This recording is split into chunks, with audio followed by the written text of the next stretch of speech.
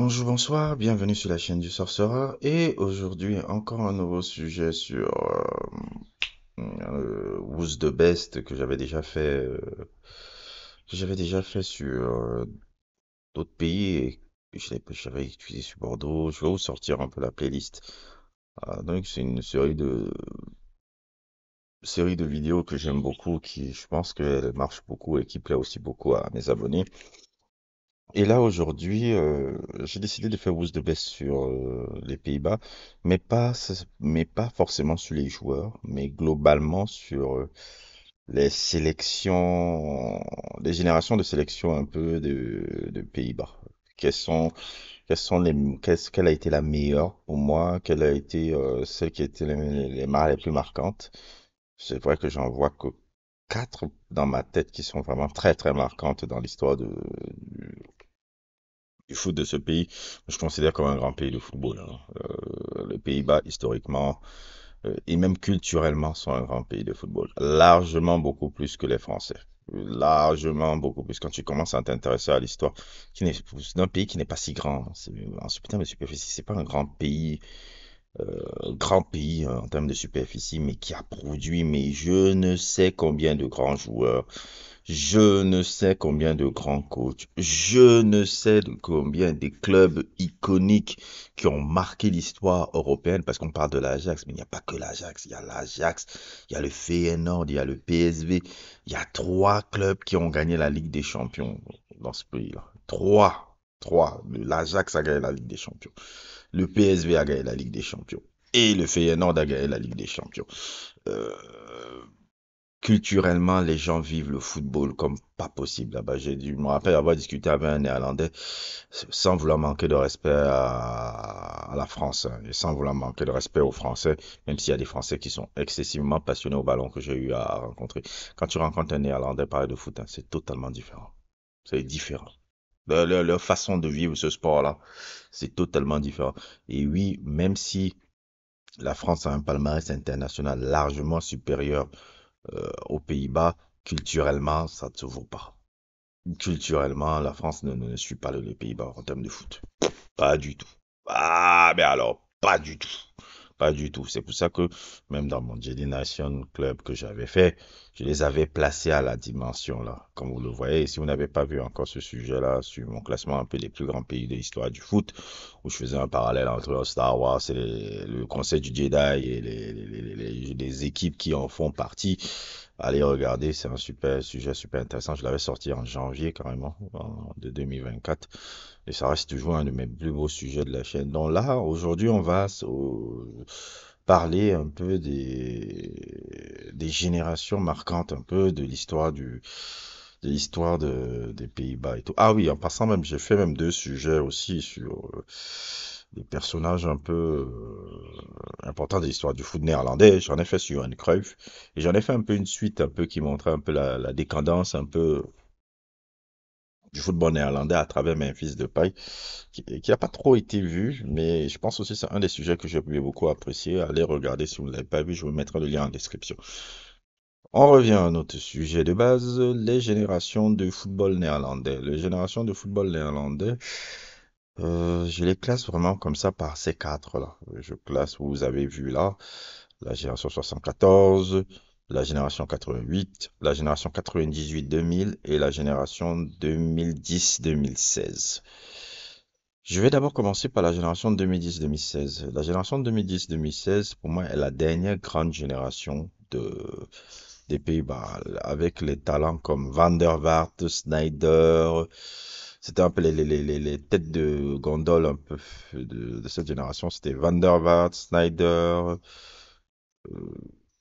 comment il s'appelle encore l'autre coco là? Van Persie et Robben. Et cette génération-là est la dernière grande génération de trucs. Elle avait été installée à partir de 2004, si je me souviens bien, à partir de Divock Advocat. Divock Advocat qui commençait déjà à faire une phase de transition entre la génération 98-2000 et ce que j'appelle la génération Suriname. Euh, de la Hollande un peu de 98-2000 qui globalement se laissait prendre un peu avec cette nouvelle génération-là, comme je citais avec les Van der Vaart et tout. Et c'est ce que j'ai toujours vu. Et ça, c'est un truc que je vois toujours, que j'ai remarqué quand j'ai analysé un peu le football des Pays-Bas. C'est que chaque fois que les Pays-Bas ont en phase haute, c'est quand l'Ajax va bien. C'est-à-dire que si l'Ajax va bien en championnat et surtout en Ligue des Champions, c'est là où les clubs, c'est là où l'équipe nationale monte. Et c'était un peu ça parce que la génération 2004 et tout, ouais, elle était composée de certains joueurs du PSV. Robben, c'est un mec qui formé à Groningen, qui est parti au PSV. Van Persie, c'est un enfant du Feyenoord et qui est parti après, très tôt après à Arsenal. Il avait gagné quand même la Coupe de l'UEFA avec Feyenoord en 2002, avec la génération John Da Thomasson, Pierre Van Hooijdonk, etc., etc., etc., etc. Mais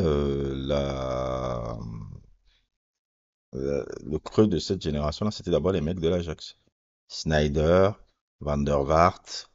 euh, Il y avait aussi l'autre là qui n'a pas suivi après, qui était très très talentueux, Van der Merde et tout.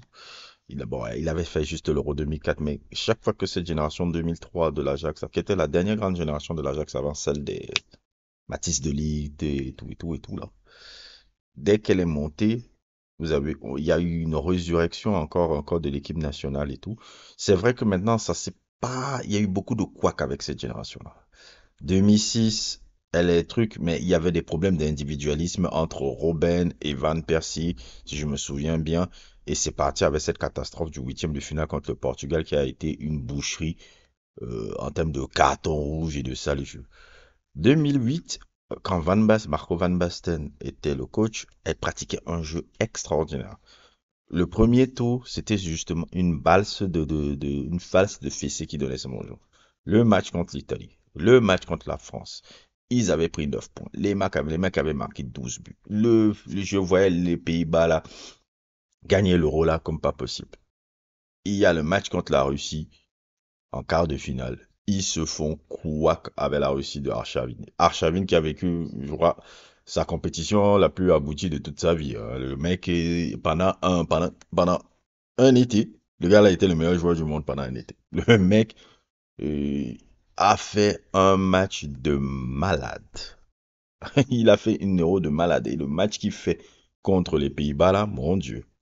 Oh là là là là là. Et ça a été un couac qui a un peu cassé le truc. Et puis, il y a eu un peu un changement de style un peu dans cette équipe-là avec l'arrivée de Bernard, comment il s'appelle? Bernard Van Wyck, je sais pas. Le beau-père de Van Bommel. C'est là où ça a installé Van Bommel en tant que capitaine de l'équipe. Et le style de l'équipe a changé. Elle est devenue moins agréable, elle est devenue beaucoup plus horrible. Elle était un peu rugueuse, elle était un peu méchante, à l'image vraiment de son capitaine. Vous savez ce que je pense de Van Bommel? Je pense que c'était une sacrée garce, même si, bon, ça me manque un peu les garces dans le foot, mais c'était une sacrée garce. Et dans cette Coupe du Monde, là où ils ont plus ou moins été poussifs et tout, où Snyder fait une Coupe du Monde exceptionnelle, hein. Snyder fait vraiment une Coupe du Monde. Je crois que les mêmes meilleurs buteurs de la Coupe du Monde, en égalité avec Thomas Müller, un peu dans cette Coupe du Monde-là. Il fait une Coupe du Monde exceptionnelle. C'est lui qui dirigeait le jeu de l'équipe. Normalement, je pense que cette année-là, où Iniesta, où lui aurait dû avoir le ballon d'or, à cette année-là, au lieu de donner à Messi, il porte l'équipe jusqu'en finale. Et puis, il y a cette boucherie qu'ils font encore contre l'Espagne, où tout, ils ne se font pas piéger par l'Espagne, ou ils ne font pas ils ne piègent pas l'Espagne, ils perdent en finale. Et cette génération-là aura, on va dire, de 2010 en 2007, on va dire, pas 2016, 2014 plutôt, je me suis trompé. 2014, ce sera un peu le point d'orgue de cette génération avec un Robben qui avait été exceptionnel dans cette compétition du mondial. Et cette équipe-là arrive encore en demi-finale de la Coupe du Monde et finit troisième de la Coupe du Monde. Ça aura été un peu le point d'orgue de cette génération qui aurait pu gagner quelque chose, mais la valse des entraîneurs qu'ils ont eu, parce qu'il y a eu beaucoup d'entraîneurs qui sont partis, revenus et tout, ils n'ont pas eu le même type d'entraîneur. Ces entraîneurs, ils ont eu, je crois en 2006, je sais pas ce qui était encore le coach en 2006, je vais regarder, je me truc. En 2008, je sais que c'était Van Basten, Bernard Van Wyck, et après, il y a eu encore le retour de Luis Van Gaal. Donc, ça n'a jamais été stable dans cette équipe-là. Ça n'a jamais été stable dans cette équipe-là. Et c'est pour ça que cette génération-là, qui aurait pu gagner quelque chose, qui aurait pu truc. Ça n'a jamais permis à cette génération vraiment d'éclore et d'accomplir un peu sur le plan international quelque chose, même s'ils ont marqué l'histoire quand même de Pays-Bas. C'était pour moi la dernière grande génération, avec les talents qu'il y avait là.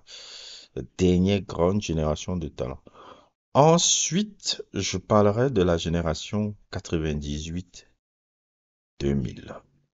La génération Suriname, la génération Ajax 95. Ça, je le dis je le dis sans souci. Sur le papier et sur le plan individuel, c'est la génération la plus talentueuse que le pays là n'ait jamais eu. De 95 à littéralement 2000, 2002, les Pays-Bas ont cette génération est la plus talentueuse de l'histoire du Pays-Bas. Regardez les joueurs qu'il y avait à l'époque là. Kluivert, Edgar Davids, Clarence Seedorf, Frank de Boer, Dennis Bergkamp, Jaap Stam, Edwin van der Sar. Vous vous rendez compte que même des joueurs monstrueux comme Roy Mackay, pour les millennials, pour les Gen Z qui ne savent pas qui était ce joueur-là, Roy Mackay qui jouait au Deportivo, qui était un attaquant exceptionnel. Le gars n'arrivait même pas à jouer. C'est-à-dire que même un gars comme Roy Mackay n'arrivait même pas à avoir l'heure en équipe nationale à l'époque. Il y avait des grands attaquants là qui n'arrivaient pas à avoir l'heure dans l'équipe nationale. Là. Je pense à Roy Mackay, je pense à Jimmy Floyd à Bank. Ces deux joueurs-là sont des joueurs top niveau. Joyce à CFN, que ce soit à Atlético Madrid, à Leeds ou à... Comment on appelle encore ça? C'était à Leeds ou à Chelsea. C'était attaquant top player de l'époque, là, fin des années 90-2000. Le gars ne voyait pas clair, il était au banc, parfois même pas sélectionné. Cette génération-là, c'était une génération de sudoués. Parce que la grande majeure partie des jeunes de la génération qui était de cette génération venait de l'Ajax de 1995, là, qui avait gagné la Ligue des Champions et qui avait gagné la Ligue des Champions contre le Grand Milan AC avec c'était tous des jeunes de 19-20 ans et tout, qui était un des espoirs les plus mémorables un peu de l'histoire du foot, toute la génération de Van Gaal là. Et c'était ouf. Il y a que des monstres. Je regarde les trucs, j'oublie encore hein, Giovanni Van Bronckhorst. Vous voulez que je cite quoi? Cette génération, normalement, devait être champion du monde. Gagne au moins une Coupe du Monde et un Euro. Pour moi, c'est eux-mêmes que je voyais faire le doublé. Pas la France avec le 98-2000. 98, ils ont été incroyables dans cette compétition. Cette compétition-là, je pense même eux et l'Argentine ont pratiqué le plus beau jeu de la compétition. 98, l'équipe d'Argentine de 98 de Passarella et l'équipe de Pays-Bas c'était qui était Gus Hiddink qui était coach. Pratiqué le plus beau jeu de le plus beau jeu du mondial. Et je dis souvent Angleterre-Argentine de 98 et Hollande-Argentine de 98 sont les plus beaux matchs de la Coupe du Monde. En termes de jeu, c'était les plus beaux matchs de la Coupe du Monde. Qu'est-ce que vous voulez que je vous dise? Le match contre l'Argentine, le geste de Dennis Bergkamp de ouf. Il y a tellement de choses à dire un peu dans cette génération. C'est un crime que ces gars-là n'ont pas gagné la Coupe du Monde. En demi-finale, normalement, tout se passe bien contre le Brésil.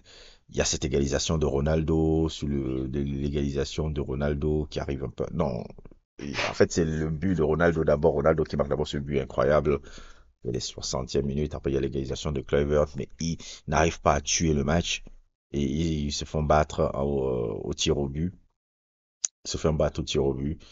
Je dis toujours, si la France avait rencontré cette Hollande là en 98, là, elle n'est pas champion du monde. Hein, en finale, là, elle n'est pas champion du monde. Idem après encore en l'Euro 2000 où ils organisent ça chez eux avec la Belgique. Ils font un premier tour exceptionnel où ils finissent avec 9 points. Il y a ce match encore très beau qu'ils font contre la France là où ils gagnent 3-2, même si c'était un match seulement de la troisième place pour la première place. Ils gagnent ça.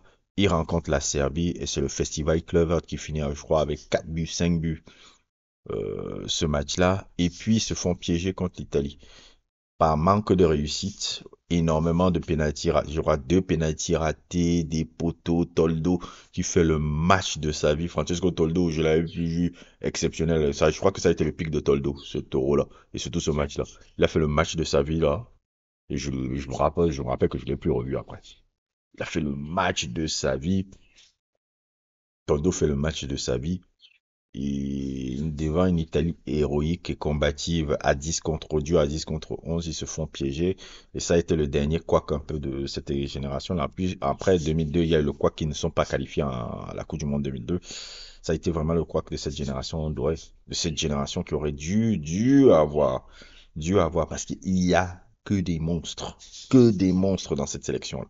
C'est-à-dire, il y avait tellement de monstres dans cette sélection-là que même des top joueurs de l'époque qui étaient néerlandais, là, je pense à Roger, au risque de m'avoir, Roy Mackay, Hasselbank, même l'autre là on le néglige un peu dans son histoire là, Pierre Wijnaldum, les gars ne voyaient pas clair. Les gars ne voyaient pas clair. Tu les voyais soit pas sélectionnés, soit, soit au banc. Roy Mackay. Je parle de Roy Mackay. Tu imagines un peu Roy Mackay dans une autre sélection que la sélection néerlandaise de l'époque, là. Il ferait le bonheur de n'importe quelle sélection. Même Roy Mackay en France. Non, Dieu. Cette génération, elle est, sur le papier, elle est la plus talentueuse. C'est un crime que ces trucs. Et puis, il y a la génération 88, celle qui a apporté le seul titre international de l'équipe nationale. La génération Van Basten, entraînée par Rinus Michels aussi, qui a apporté la Coupe d'Europe. Une génération incroyable aussi, avec des beaux joueurs, Ryan Wouters, Gérald, un de mes joueurs même préférés de l'époque, là, qui a été un gars qui a été formé à l'Ajax, mais qui a écrit aussi sa légende aussi au PSV. Gérard Van Embourg, j'ai oublié le nom encore du gardien le gardien du PSV là. Parce qu'en fait, cette génération du 88, elle était, Rinus Michels avait essayé de pas reproduire un peu ce qu'il avait fait en 74 avec le football total là. C'est-à-dire la génération de 88, elle est formée entre deux équipes. La base offensive était la base offensive des joueurs de l'Ajax générationnel de Van Basten, de Rijkaard, Wouters, qui avait gagné la Coupe des Coupes avec Johan Cruyff. Et la base, je pense, défensive un peu de l'équipe, quand je regarde un peu Koeman et le gardien néerlandais de l'époque là qui jouait au PSV, qui avait gagné la Ligue des Champions cette année-là avec qui avait gagné la Ligue des Champions cette année-là avec le PSV de Gus Hiddink là. C'était la base était un peu sur, donc Rinus Michels avait un peu fondé un peu sa sélection un peu sur ces deux bases-là de l'Ajax du PSV là, le PSV de 80 de la Ligue des Champions là, de vainqueur de la Ligue des Champions cette année et les membres un peu de l'Ajax les membres un peu de l'Ajax de la vainqueur des coupes. Donc c'était ces deux fusions qu'il avait fait. Le premier match ça avait été un peu possible. Van Basten avait le premier match avait été impossible, mais après quand la quand la machine a été lancée à partir du match contre l'Angleterre, le match contre l'Allemagne, et que Van Basten a commencé à porter cette équipe à la victoire, où justement il a porté le premier titre. Génération, c'est une génération aussi exceptionnelle qui normalement, je ne sais pas qu'est-ce qui s'est passé à la Coupe du Monde 90. Cette génération-là aurait pu gagner une Coupe du Monde 90 et la Coupe de l'Euro 92. La Coupe du Monde 90, ça a été un couac pour cette génération. Avec ce fameux match contre l'Allemagne, où bon, les deux matchs contre l'Allemagne avaient été déjà violents, hein. La demi-finale de 88 contre l'Allemagne, où ça finit avec Ronald Koeman qui se nettoie les fesses avec le maillot de Klinsmann. Puis 90, c'est aussi une boucherie aussi en termes de match. Rijkaard, je sais pas si c'était Rijkaard qui crache sur les cheveux de Rudy Voller, dégueulasse. Bref, une tension pas possible. Bon, vous connaissez les Allemagnes, les Pays-Bas, historiquement, c'était toujours quelque chose. 90, ça a été un peu le couac un peu de cette génération. 92, ils perdent aussi en demi-finale contre le Danemark au tir au but, alors que tout était écrit pour qu'ils partent remporté une deuxième Coupe d'Europe consécutive. Et puis, le truc qui a tué encore cette génération, la blessure de Van Basten avant qu'il n'arrive à son prime. Marco Van Basten est un incroyable joueur, je ne cesse de le répéter. Pour moi, c'est le meilleur avant-centre de l'histoire du foot, tout juste derrière Ronaldo. C'est-à-dire que si vous voulez chercher quelqu'un qui vous dites, bon, il y a Ronaldo qui est le meilleur avant-centre de l'histoire du football. Après lui, c'est qui? Bah, pour moi, c'est Marco Van Basten. Vous pouvez me citer qui vous voulez.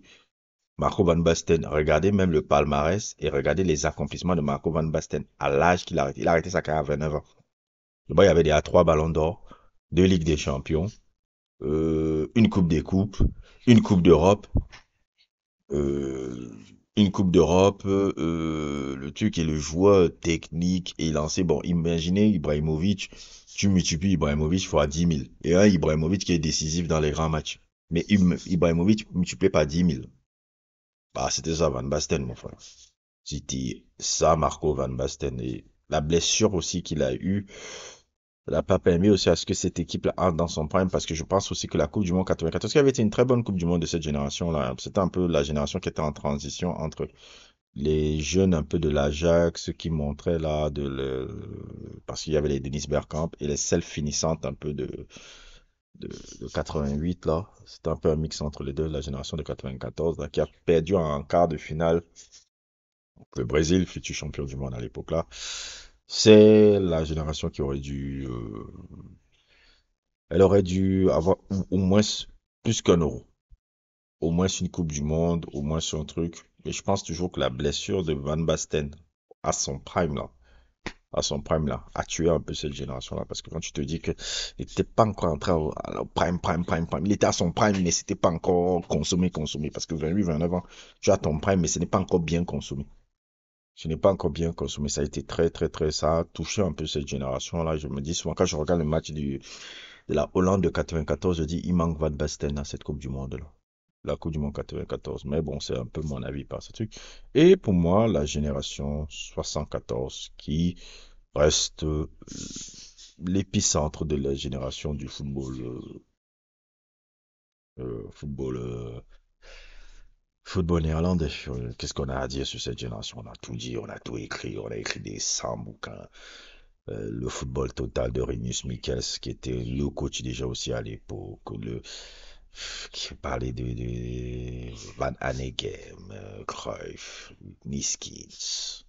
J'ai fait des sujets sur Cruyff, j'ai fait des sujets sur Niskins. Il y a des sujets, ils sont décortiqués comme pas possible par rapport à l'impact de truc. Cette équipe qui basait son jeu sur l'équipe de l'Ajax, de Rinus Michels déjà, qui était le coach et qui est devenu le sélectionneur, qui a commencé un football total de rêve pendant tout un été, des matchs incroyables contre le Brésil, mais qui sont des perdants magnifiques un peu de l'histoire du foot. Ils ont marqué l'histoire du foot à tout jamais. Moi, je sais pas quoi ajouter sur les mecs là. On a tout dit, hein. On a tout dit sur les gars là. On a déjà tout dit sur les gars là. Tout dit, tout dit. Ça reste pour moi toujours la plus belle génération de l'histoire du foot en termes la plus belle génération néerlandaise de l'histoire du foot en termes de jeu. Il y a pas fait, ils n'ont pas fait mieux en termes de jeu depuis. Cette équipe-là aurait dû gagner, elle aurait dû gagner une Coupe du Monde. Elle a fait 2 finales de Coupe du Monde consécutives, même quand il n'y a pas eu, c'est-à-dire que même quand Cruyff n'était pas là en 78 et que le coach n'était pas Rinus Michels, mais c'était Ernst Happel. Ernst Happel, c'est qui? C'est un très grand coach de l'histoire du foot. D'ailleurs, même c'est ça qui me marque avec ce pays-là. Ils ont énormément eu de grands coachs. Ernst Happel, c'était l'Autrichien qui a fait donner au Feyenoord sa première Ligue des Champions contre le Celtic en 70. Et Ernst Happel aussi, c'est le mec, si vous savez un peu, qui est un joueur de la Wonder Team autrichienne. J'avais fait un sujet sur la Wonder Team autrichienne. Il faisait partie de la Wonder Team autrichienne et c'est lui qui a amené l'équipe encore en finale en 78 où ils étaient, le meilleur joueur c'était Johan Niskins et Reisenbrink devant. Reisenbrink aussi. Donc c'est un super joueur. J'aimerais de vous faire un sujet sur Reisenbrink. On l'a un peu oublié dans l'histoire du foot néerlandais. Alors ce gars-là, c'est C'est un immense joueur du foot. Peut-être le meilleur joueur de l'histoire d'Anderlecht même d'ailleurs, pour moi, ce gars-là. Et il y a tellement à dire. Tellement à dire. Tellement à dire. Une génération qui aurait mérité un palmarès plus fourni. Mais dans le jeu, il veut vous sortir les sujets où on a parlé de ces gars-là. On a tout dit hein, sur ces mecs-là. Pour moi, ils sont l'épicentre du football. Ils sont l'épicentre du football. C'est-à-dire que quand je vois une équipe de rêve, je pense à cette équipe-là. En termes de jeu, même la star qu'ils avaient, tout c'est parfait. Il n'y a rien à dire de plus et autres et tout. Donc globalement, un peu voilà ce que je pense un peu des générations néerlandaises. Là, pour l'instant, on est dans une période un peu vache maigre. Les Néerlandais, on va entrer une nouvelle période un peu peut-être plus positive un peu de l'équipe nationale. La génération un peu Memphis a été une génération très creuse. Comme j'ai dit, Memphis Depay et Quincy Promes et Stéphane Bergwijn et ces gars-là ont ghettoisé un peu l'équipe nationale néerlandaise. Ils ont apporté une attitude ghetto à l'équipe nationale qui a nui à l'équipe nationale. Je l'ai expliqué dans le sujet que j'ai fait sur Memphis. Quand Memphis était la star de l'équipe, ça a été horrible dans ce qui s'est passé dans cette équipe nationale-là. Et là, je vois un peu la différence depuis que Gakpé est la star de l'équipe, parce que c'est Gakpé maintenant qui est la star de l'équipe néerlandaise. Depuis le Mondial 2022 et depuis l'Euro 2024, il y a une autre génération qui se passe et j'ai remarqué que depuis que le Gakpé devient la star de l'équipe, c'est un peu mieux en termes de mentalité. Et même sans vouloir faire de jugement de valeur, non pas que je veux dire que Memphis est une mauvaise personne, loin de moi l'idée de dire ça, mais vous l'avez vu dans mon sujet, je dis pas que c'est une mauvaise personne, mais ce que l'autre renvoie comme énergie, quand tu vois un peu le personnage, quand tu regardes son Instagram, Gakpo, tu regardes des photos déjà d'un homme, d'un père de famille et des photos de quelqu'un qui est toujours dans les délits de nature.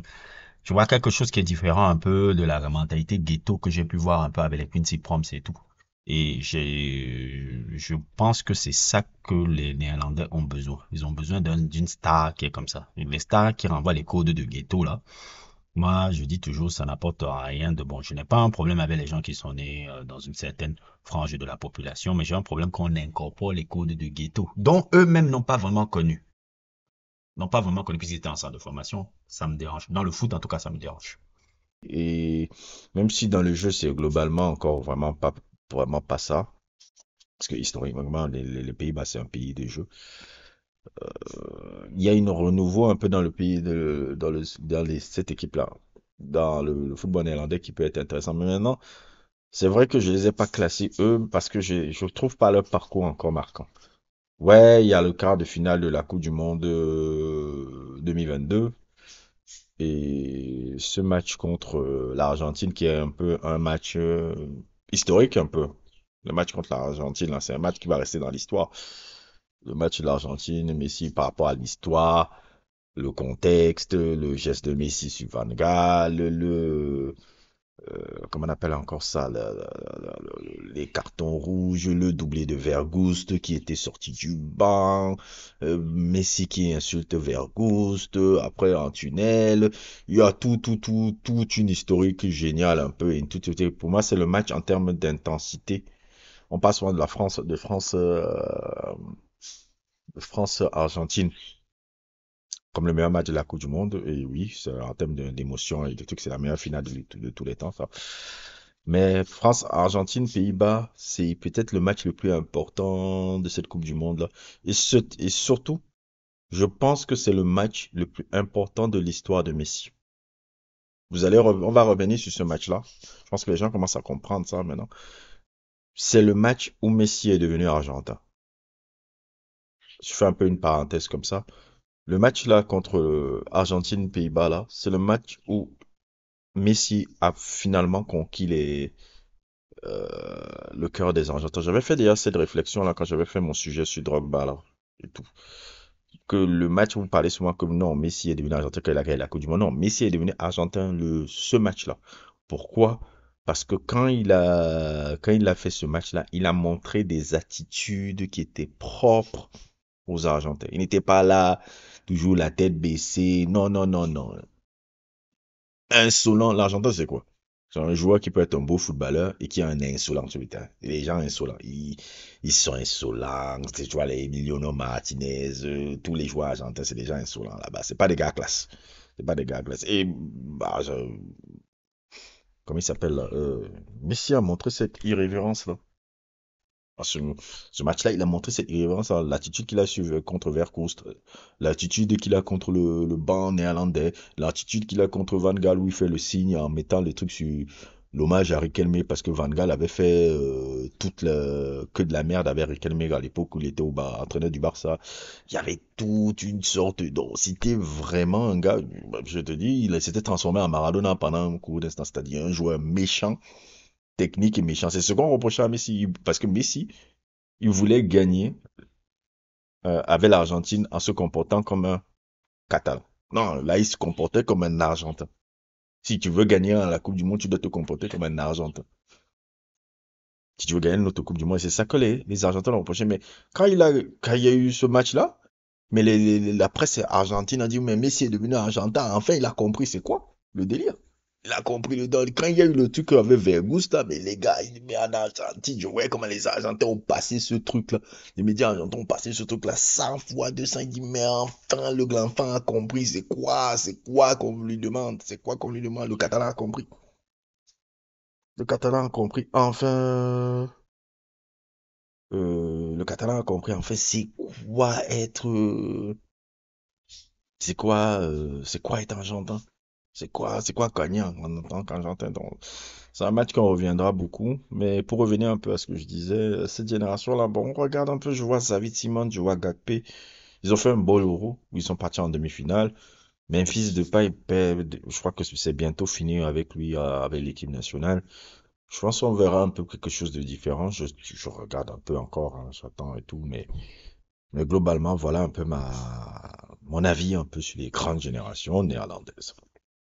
N'hésitez pas à liker, n'hésitez pas à vous abonner et à plus pour d'autres aventures.